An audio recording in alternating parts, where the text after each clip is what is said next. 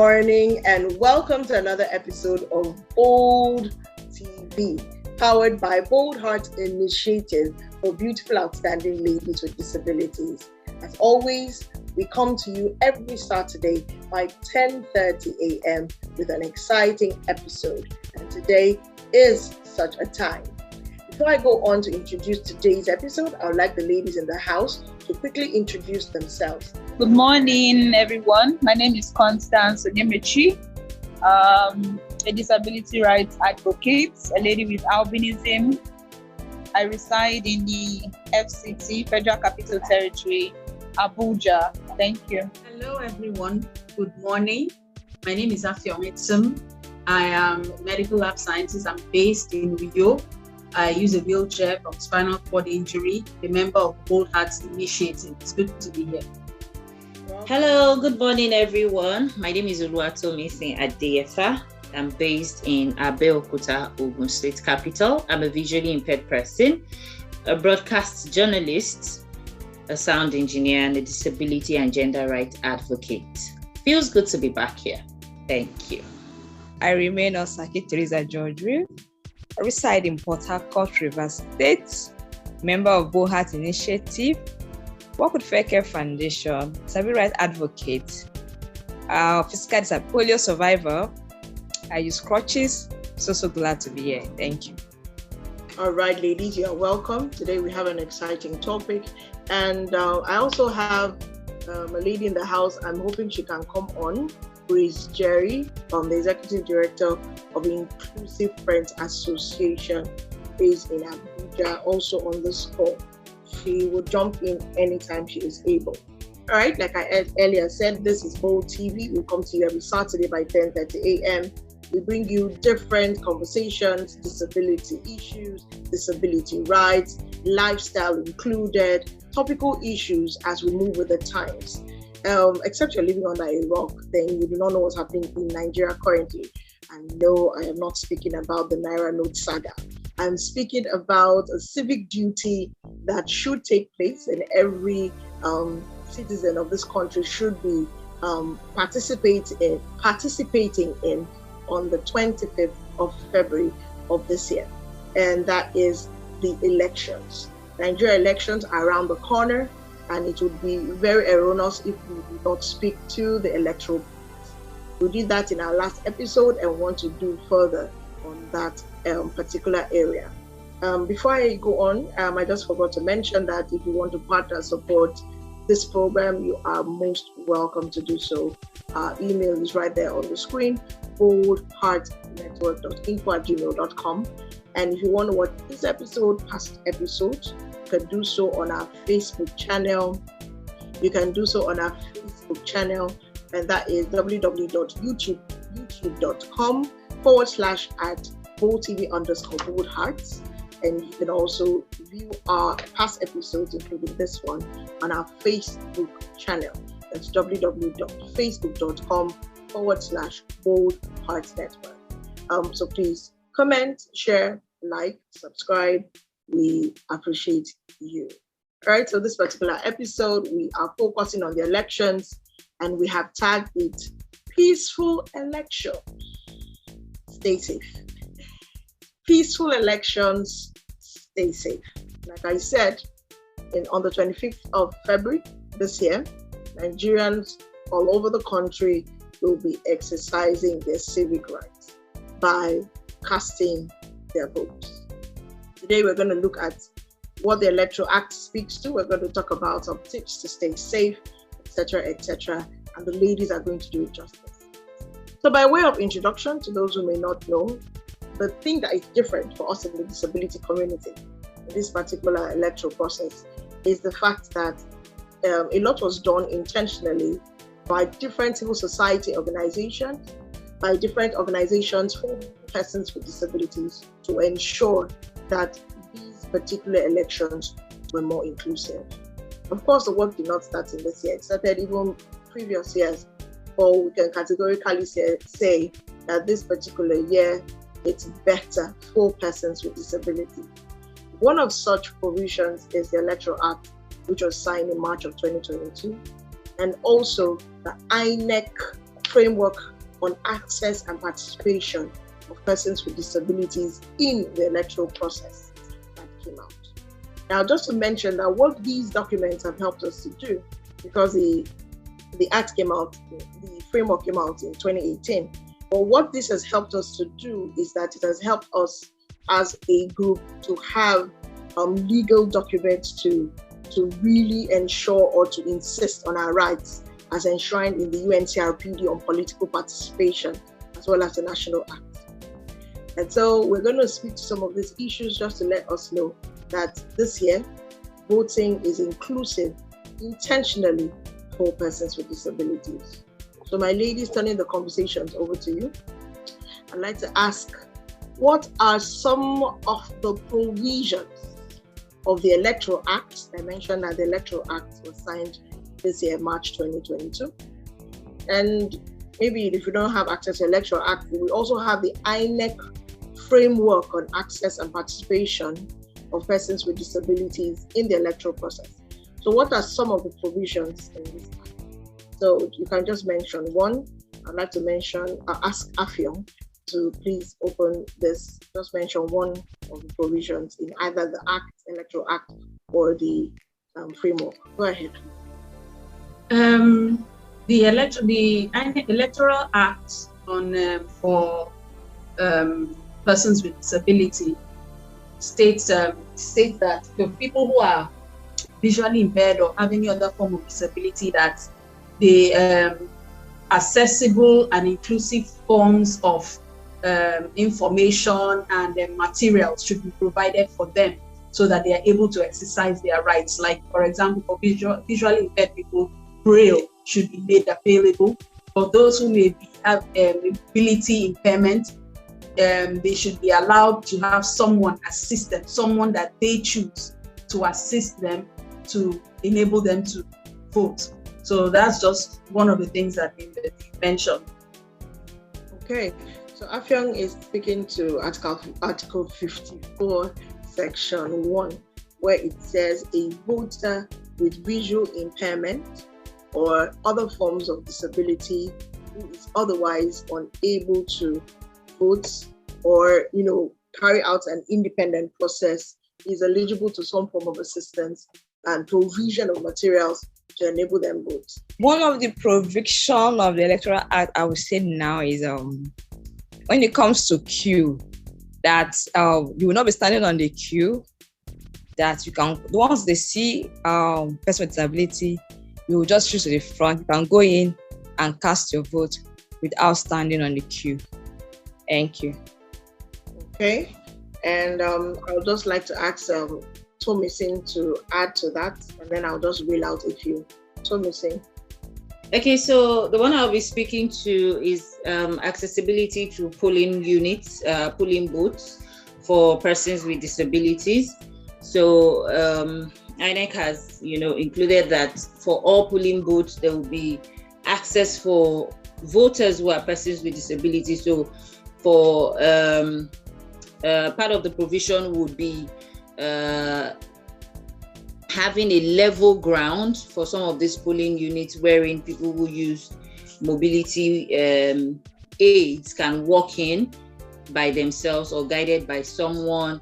Then provision of interpreters for the deaf and hearing impaired. That's sign language interpreter for the deaf and hearing impaired.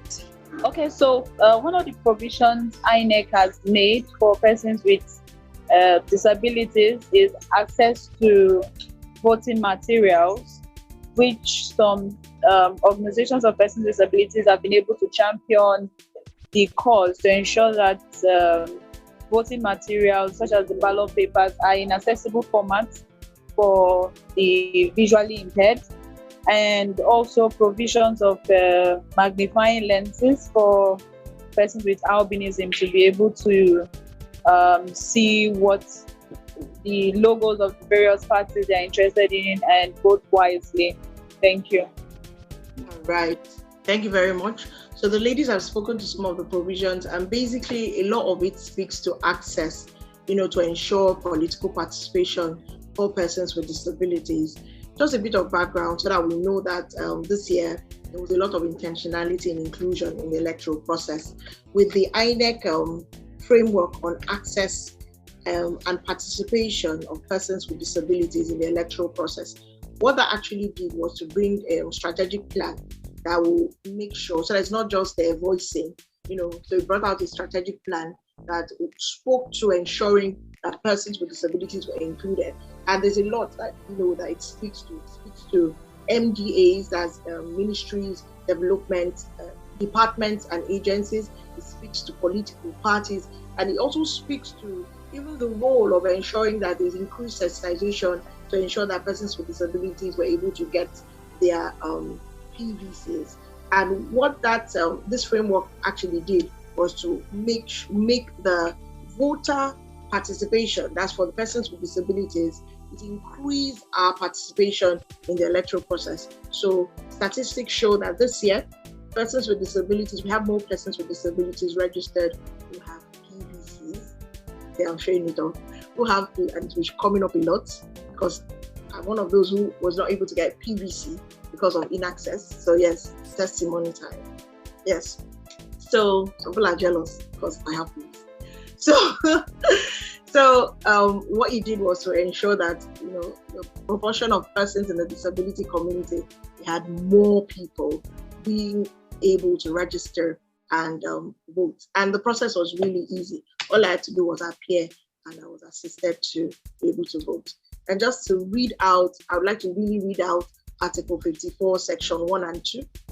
And Section 1 says, a voter with visual impairment or other forms of disability who is otherwise unable to distinguish symbol or who suffers from any other physical disability may be accompanied into the polling units by a person chosen by that person with disability after informing the presiding officer of the disability.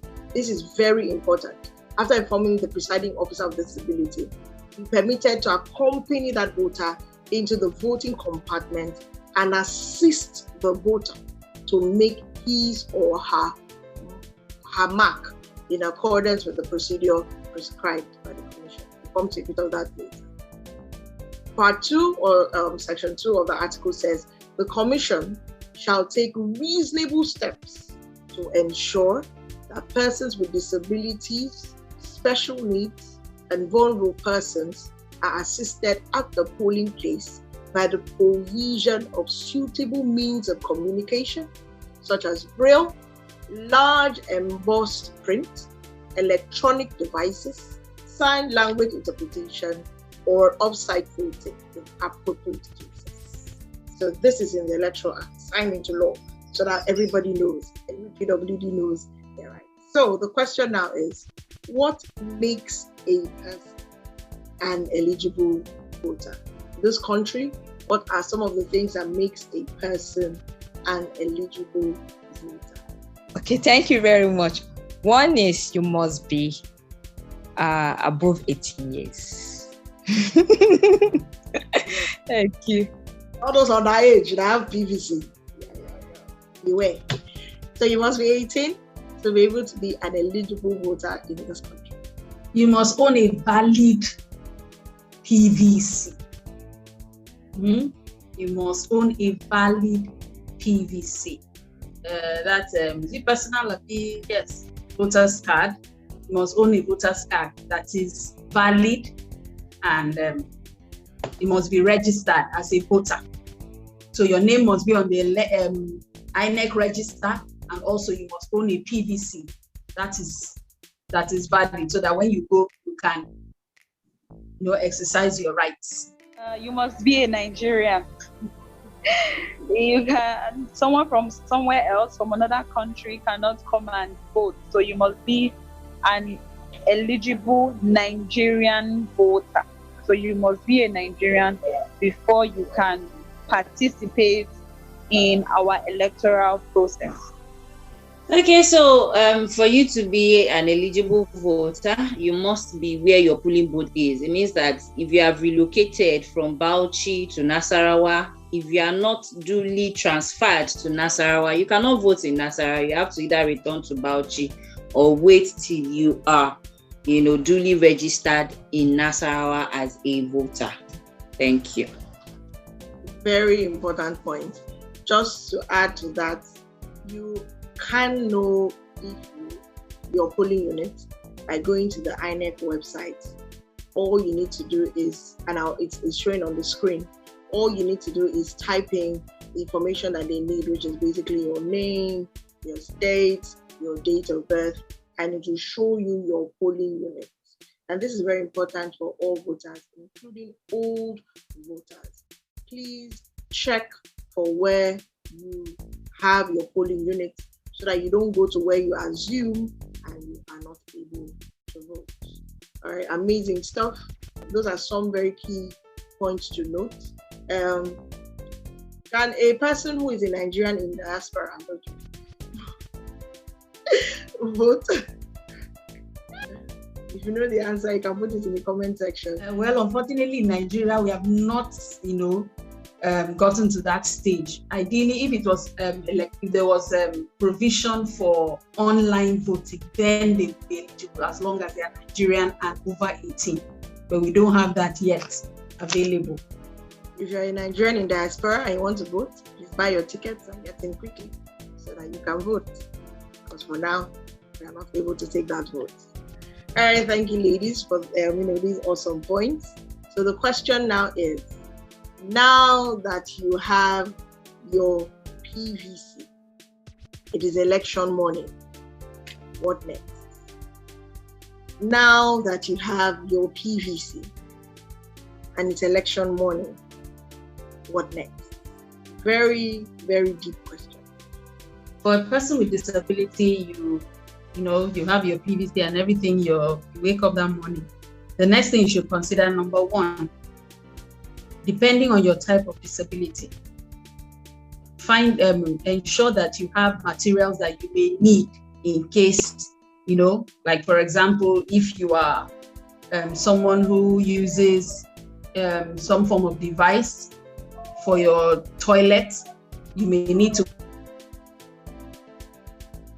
carry something in case you need to ease yourself, then you may need to make sure you have maybe water with you so that when you're thirsty, and if you can get someone to go with you, better. Get someone that you can trust to go with you so that in case you need assistance in any form, you will be able to, get it. Those are just a few of the things you can do. All right, thank you, Afion. So Afion has given a valid tip. You must assess your level of dependency and determine who you would be going with. Probably a day before, do not wait till that day so that you are situated in the general same area and can take off together. So look at your accessibility needs. If you need a person you trust, remember one of the provisions in the Act is that a person, for example, a person with visual impairment or a person who needs that level of assistance in understanding logos, if you can't see because, of accessibility, you can introduce a person you trust to the presiding officer and you're allowed to go with that person into the compartment to assist you. So it will be important for you, like Afion has said, to pre-identify that person. You don't want to be voting you don't want to cast your votes in a particular political party and that person is like, don't worry, I have her vote. I will take it where I want it to go. You don't want that for yourself. All right, so Saki, add to that. And I know Grace is still in transit, so you can do what you do. You can drop it in the chat box. We'll read it out. Go ahead. Okay, thank you very much. It's election morning. Punctuality is the key. Like Frankie said, if you can go before that day, so that you can avoid mobility issue. If you can go that same day, go as early as possible. And when you're going, as usual, please don't forget your PVC. The way you will carry your phone, that's how you attach your PVC. So go early enough, go with your PVC. Be very sure it's with you. And first that anyhow, you don't want to urinate anyhow, drink less water. before it's all the way to urinate. So that you just be agile and set. Thank you. All right. So Osaki has said something, but please let me add, please don't sleep in the polling unit the day before. That's not what we said. What we said was you can prepare well ahead of time so that on that day you are good to go. So she has said something key. She said go early. Going early is important. That way you avoid the crowds and you avoid the queues as much as possible, and you're able to engage with the polling officer quickly in your polling unit. So and then she has also said the way you carry your phone, in fact the way you carry yourself, don't leave your PVC behind, because without this PVC you cannot swear with Bible nor Quran that you are eligible to vote. All right, Tomisin, add to that, and I'll quickly get to Grace's response. Okay, thank you very much. So when you get to your polling unit, be sure your name is still on the register, because that way, that's the only way you can actually cast your vote at the end of the day. So there's a voters register at your polling unit, and so whoever is guiding you can check your name for you, or the INEC staff can, just, that's a form of verification. And so they hand you the ballot paper, and then ensure that wherever you would be voting from is safe and secure for you. Now, when I mean safe and secure, there's nobody that is, giraffing to see what you're doing.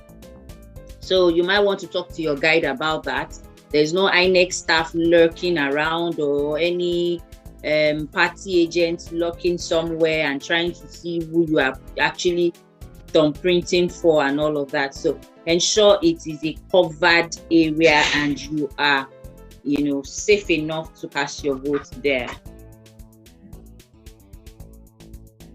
All right, thank you very much. This is going to be showing on your screen. So step 1, step-by-step guide on how PWDs can vote. So number 1 is arrival at the polling unit by 8 a.m. So 8 a.m. If you can go earlier, why not? So arrival at the polling unit by 8 a.m. Number 2, request to see the assistant polling officer, the APO for direction, or anybody who is there as an officer who offers direction. So request to see your polling unit officer. It's important. Don't just go there and be like, can't they see me? Can't they cite me? Don't do that. So request to see the APO for direction. And then with one of the things that has been advocated for is separate queues for persons with disability. But of course, we know that on the field, it may not work like that. So one of 2 things you can do at that point is you can request, especially if you go there and you see other persons with disabilities, in sticking out the APO or PO, you can ask for a separate queue for PWDs. If you do see that queue, then please join that queue for persons with disabilities, if any. The next thing you want to do is to request that the ballot box be brought within. You want to cast your vote, you want to be able to reach it. So especially if you are not using an assistant, so you ask them to bring it to your level so that you are able to do the duty expected of you of casting your vote. And of course, number 5, cast your vote secretly or independently. We have mentioned the provision available in the Act, and please, I will repeat it, if you are going to be needing someone, make sure you introduce that person to the presiding officer. You want to let them know who is going with you, who is going to be with you, and it must be somebody that you agree to. Even if you go there on your own, you want to be able to pick a person, or they pick a person that you can agree to, so nobody should force anybody on you. So number 5, cast your vote secretly or independently. And then number 6, and this is very optional, you may stay to monitor sorting and counting. You may stay to monitor sorting and counting. So this is very optional. It is for the die-hard fans who want to, who plan to observe like me. But if you choose to join in the sorting and counting to observe, you may stay to monitor it. So these are 6 steps that will help any PWD to vote. So I hope that helps somebody who is a PWD who has been wondering, how will I go about it? Then that is how you would go about it on election day. So that is in response to now you have your PVC. All right, ladies. So we all know that sometimes, the electoral process, while we believe that it will be peaceful this year, sometimes it could get violent or there can be some rancor. So what are some early warning signs of election violence? We are not praying for election violence. We want to have, be cautious. So what are some early warning signs of election violence that we want persons with disabilities to look out for and protect themselves? One of them is if you get to your election venue, if somebody is, probably you notice people who are not on the queue and probably are trying to, convince other people to vote for them, or trying to, pay or bribe other people. And if you notice any agitation, let's say people start arguing and then, there's some form of altercation, like, people start arguing and the fight is about to break out, it's advisable that you just reverse your motor or your crutches or whatever it is you took there and start finding your way out. Don't wait until bottles start breaking. Any form of agitation you notice, and most importantly, listen to your intuition. We all know when something is not right, you feel it. So just be observant of your environment, not just the ballot box. Part of the early warning signs for violence is when you begin to notice overheated arguments, when it's beginning to look like people are no longer talking, people are shouting at each other. It's better you step away. And I would also want to say that don't even wait for the arguments or the shouts or the fracas to start. If you've cast your vote, I think the best thing is to leave. I mean, yeah, they say we should wait and monitor our vote and count our votes and see if our votes count. But depends on the kind of area you are in. If you're in a very volatile area, this place is known for violence at any time, maybe when they start counting or when they start announcing, it's better you cast your vote and quietly leave the area. As we all know, when it comes to Nigerian elections, most places are not peaceful at all. And looking at this particular election, we know that it's going to be intense.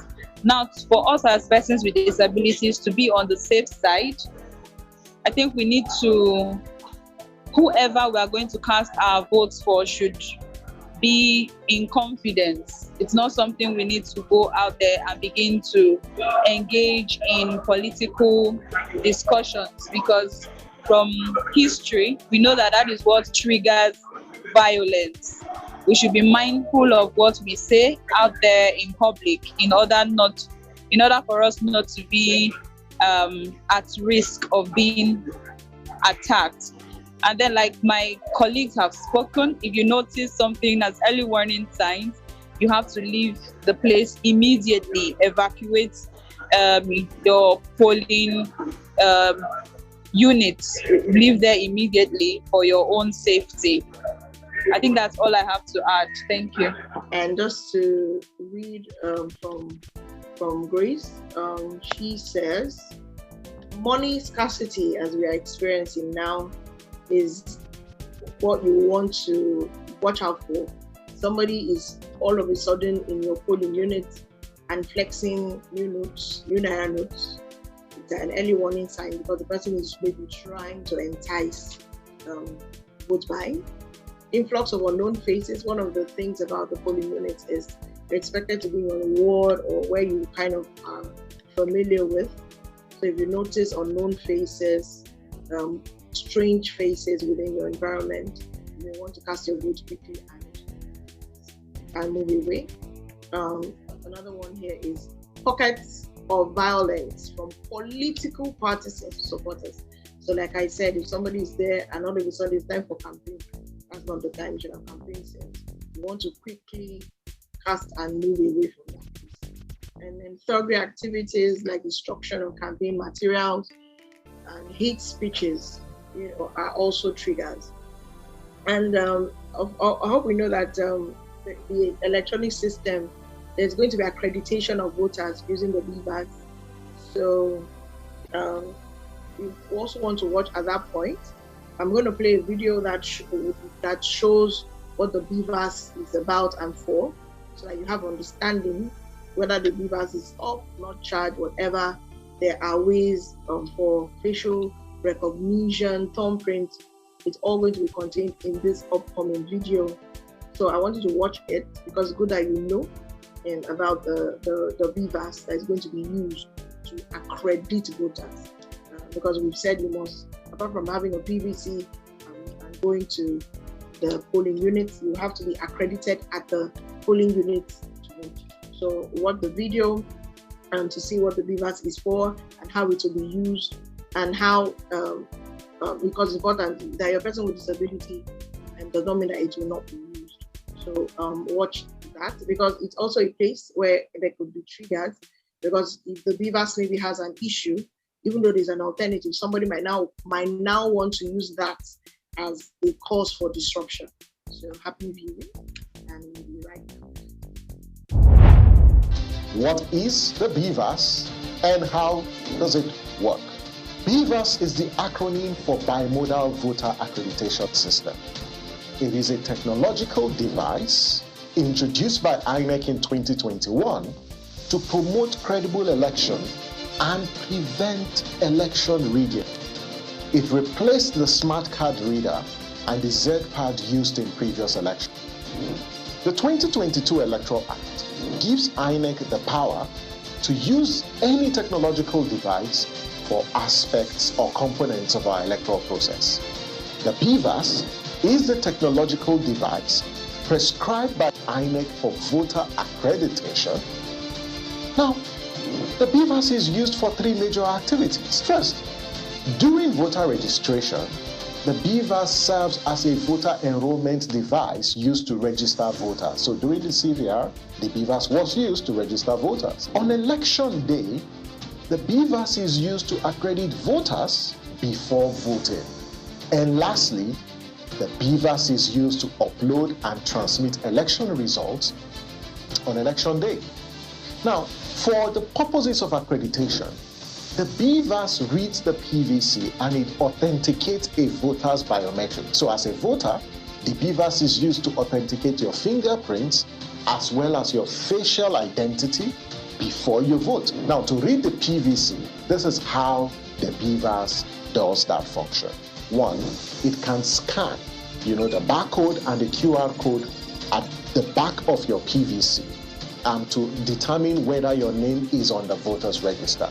Alternatively, the presiding officer can actually impute the last 6 digits of your voter identification number, because every registered voter has a unique identification number. So the last 6 digits of that number can be imputed on the BVAS to determine whether your name is on the register or you are registered in that particular polling unit. The presiding officer can also use your last name to check whether your name is on the register. This entire process is to verify whether you have an authentic PVC before you are accredited to vote. But beyond accreditation, the BVAS is also used to upload polling units results to the INEC Election Results Viewing Portal, known as the IREV. To do this, the BVAS is used to capture the image of the result sheet used at the polling unit on election day and immediately transmit the results to the portal. And once the results are available on the portal, you as a voter or as a member of the public can access them. the BVAS does not require internet connectivity to function. And this is against, the misinformation out there. As long as the battery is charged and the device is configured properly, it can function optimally. Internet connectivity is only required for transmission of results. But apart from that, the BVAS doesn't require internet connectivity to function. Now you know what the BVAS is and how it works. We urge you to support the use of the BVAS for elections because it ensures your vote counts. So welcome back. I hope the video was very illustrative to show you what accreditation using the BVAS is going to be like. All right, ladies, I think we've done quite a bit with respect to speaking to the provisions in the Electoral Act and the INEC framework on access and participation of persons with disabilities in the electoral process.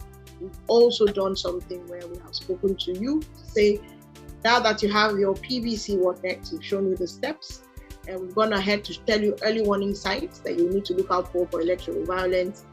And we've also shown you a video that talked about what the accreditation process looks like for persons, including persons with disabilities. So ladies, as we wind down, if you have any additional tips that you would like to share to persons with disabilities who are voting on the 25th of February, this is the time that you can share any other tips. Okay, thank you very much. I just have one out of many. All I will say, after casting your vote, go home. Don't start making friends there that day. Just go home. Thank you. I just want to say that at this time, as a Nigerian voter, whether you are with a disability or not, you should have, made your choice. And so go to the polling unit with the aim of, voting for the right person. Let's do the right thing by ourselves. Otherwise, we'll come back and suffer it for the next 4 years. If there's one thing I've noticed, is that many people are usually distracted. You go to a place, you don't pay attention to your environment. Either you're too preoccupied with your phone or, something else, but don't pay attention to your environment. This is time to learn security consciousness. So just in as much as you watch what is going on, also make sure that immediately you arrive, take, do a sweep of your environment, look around who is there. Identify people, key people, or how we say key stakeholders in that environment, principalities in that environment. Know those you can get to, introduce yourself, like Treki said today, or guy in charge. Let him know I am here.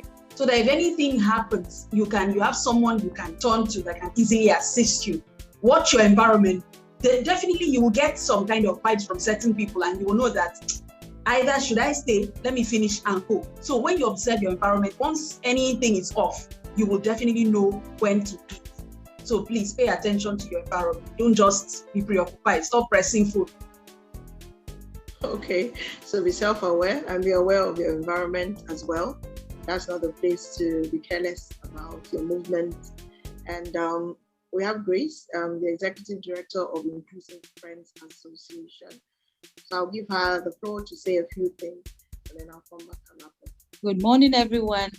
I was on transit, so I didn't want to put my microphone on to distract us, but wonderful contributions from every of the experts that are in this room, and wonderful coordination from Freki. Thank you so much. And I think on a final note, I would say that persons with disabilities, first of all, should go out en masse to cast their vote. Most importantly also is that you ensure that your disability status is captured on the form EC40H. Request for form EC40H to capture your data as soon as you are done voting. And your status should be captured on the spot. Don't allow any voting official tell you, we'll do it afterwards. No. For us, we want to be able to tie number to participation of persons with disabilities in this election. So ensure. And if they don't have the form EC40H, request for any register that is available so that your data is captured as someone who just voted.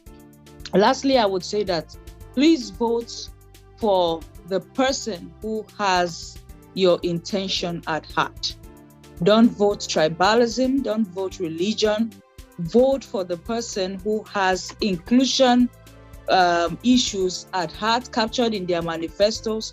Someone who is thinking inclusion in governance for persons with disabilities. It's important that you educate yourself before time. Who is that candidate that is already talking inclusion and is deliberate about prioritizing inclusion of persons with disabilities? Vote rightly. Thank you, Freki. Thank you, everyone. Oh, thank you, Grace. She has said it very well. So I should just say amen and be going. But vote rightly. Don't be coerced. In fact, recently there have been all sorts. I just wake up in the morning and I find myself in all sorts of groups. And I'm like, if you like add me from now till tomorrow, I will just exit and go away. Don't get swept away. Find out what the officers that you want to vote for are actually saying, especially with respect to inclusion. That time where persons with disabilities are completely ignored by persons in positions of authority is past. So in seeking to ensure that our rights are being carried out, we must put the right persons in positions of authority and influence that our rights are implemented. Thank you so much, Grace, for that addition. Constance, I see you. 2 seconds, add your voice, any counsel you may have. Thank you very, very much, Freki, and thank you everyone for your contribution as well. My last words will be that this is a new thing whereby persons with disabilities have been recognized, that they are also persons in the society whose votes count. So we should ensure that we get our PVCs, which I think we've all gotten, and go out there and carry out our civic responsibility, because we are also part of the society and we also have the power to vote who we want to. So we should go out there en masse, like my leader rightly said, this is Grace Jerry. We should go en masse and cast our vote, because our vote counts. We shouldn't be of the opinion that our vote do not count. Our vote counts. So we should go out there and carry out our civic responsibility, because it is our responsibility to choose who we want to lead us in our country. Thank you. So the ladies have said it amazingly throughout today. And I know that we have been able to bring the process closer to you. It's no longer abstract. There's no excuse to stay back and say, let other people do it. That time has passed. Let your vote count. Let your voice count. And please, by all means, do not be coerced to pick anybody that you're not interested in. Let your vote count and let it be powerful. So on behalf of everyone here, my name is Freki Andrew-Estienne.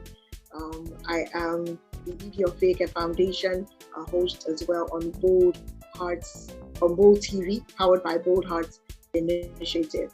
So this particular episode is called Peaceful Elections, Stay Safe. And I'm hoping that somebody has learned something.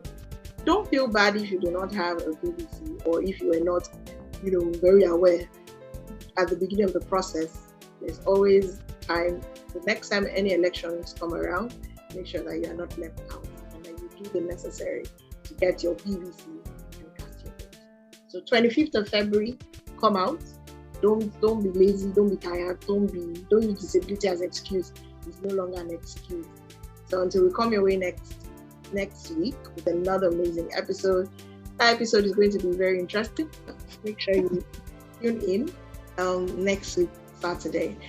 Once again, you can reach us on our email address, boldheartnetwork.info@gmail.com. You can watch this episode and past episodes on our YouTube and Facebook channels. If you're a woman with disability out there and you're looking for a support group network, we are available to support each other. It's all about women supporting women at Bold Hearts Initiative. So you can join us, you can reach out, and we can tell you how to be a part of Bold Hearts Initiative, the beautiful, outstanding ladies with disabilities. So ladies, do the honors of being nice by unmuting your microphones and telling everybody, please go out and vote. Don't say bye, don't tell them, please go out and vote. Go out and vote. Yeah, my Go PVC and vote. Go and vote. I Go will vote. and vote. Go and vote. Disability vote counts. Disability votes matter. So go out there Go and vote. Vote somebody, the person that will come and implement the Discrimination Act, not the ones that will write it on paper. The ones implementation. Go and vote. All right. So bye. All right. Bye. Bye.